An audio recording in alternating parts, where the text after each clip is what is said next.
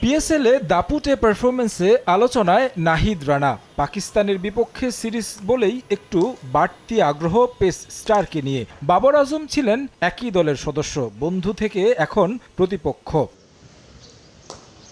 বাংলাদেশের চিরাচরিত spin track এবার দেখা যাচ্ছে না। পাকিস্তান প্রস্তুতি নিয়ে এসেছে টাইগারদের স্পিন সামলানোর, তবে এবার উইকেট একেবারেই ভিন্ন।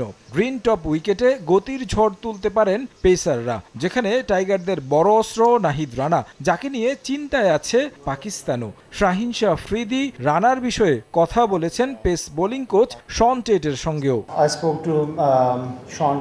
নাহিদ রানাকে লম্বা সময় ধরে দেখছি। আমি শন টেটের সঙ্গে রানার বিষয়ে কথা বলেছি। ও বাংলাদেশের অনেক বড় সম্পদ। পিএসএলে তার পারফরমেন্স সবাই দেখেছে। পাকিস্তানের বিপক্ষে সেভাবে না জ্বলে উঠুক, এটাই প্রত্যাশা করি। সাড়ে 6 মাস পর টেস্ট খেলতে নামছে পাকিস্তান। গেল বছর মাত্র 5 ম্যাচ খেলে 3টাতে হেরেছিল মেন ইন গ্রিন। টেস্ট চ্যাম্পিয়নশিপেও ধারাবাহিকভাবে ব্যর্থ। এবার ভালো কিছু করতে মরিয়া শান মাসুদের দল। ঘরের মাঠে বাংলাদেশ কঠিন প্রতিপক্ষ জেনেও নিজেদের লক্ষ্যে অবিচল শাহিন শাহ আফ্রিদি। কন্ডিশন যেটাই হোক মানিয়ে নিতে প্রস্তুত। যে কোনো দলই তাদের নিজেদের কন্ডিশনে সবসময় কঠিন প্রতিপক্ষ। তবে আমরা শুধু একটি সিরিজের কথা ভাবছি না, টেস্ট চ্যাম্পিয়নশিপ নিয়েই ভাবছি। আমাদের লক্ষ্য কিভাবে ফাইনালে খেলা যায়। কন্ডিশন যেমনই হোক আমাদের ভালো খেলতে হবে। নোমান, সাজিদ স্পিন সামলাবে। পেসাররাও ভালো প্রস্তুতি নিয়েছে।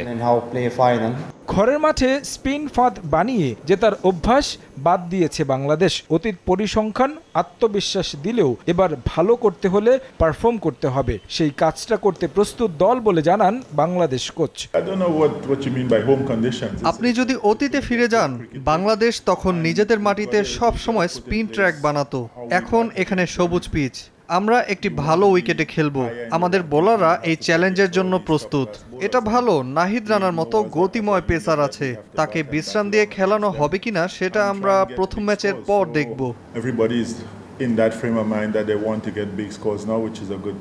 গত টেস্ট চ্যাম্পিয়নশিপে পাকিস্তানকে তাদের মাটিতে হোয়াইট ওয়াশ করেছিল বাংলাদেশ।